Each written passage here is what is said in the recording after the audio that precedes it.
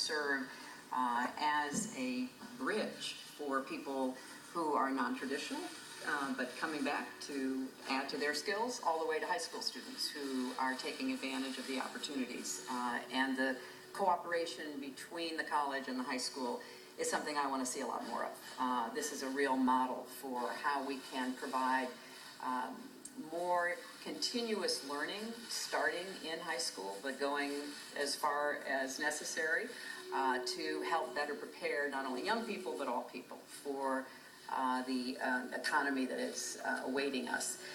And before we get started, because I want to hear from each of you, I want a little more information about what you see as the challenges that you face in your education, both as students and as educators, and the opportunities that you hope to be able to take advantage of.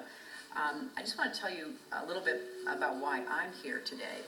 I think we all know that Americans have come back from some pretty tough economic times. And our economy and our country are much better off because American families have basically done whatever it took to make it work. But I think it's fair to say that as you look across the country, the deck is still stacked in favor of those already at the top. And there's something wrong with that. There's something wrong when CEOs make 300 times more than the typical worker.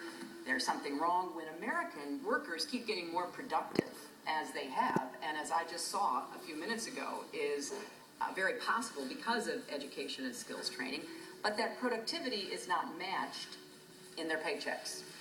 And there's something wrong when hedge fund managers pay lower tax rates than nurses or the truckers that I saw on I-80 as I was driving here over the last 2 days.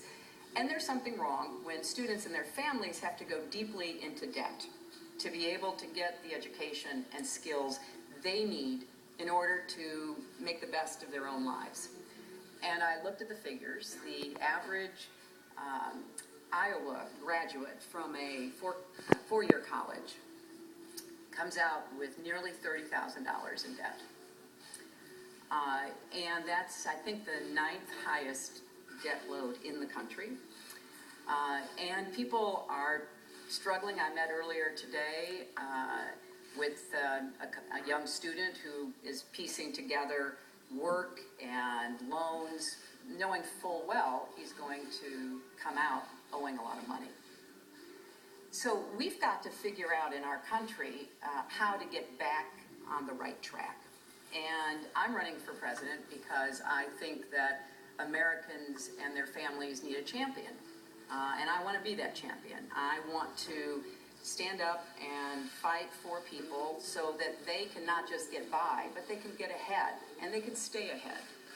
And a lot of people in the last few days have asked me, well, you know, why do you want to do this, and what motivates you?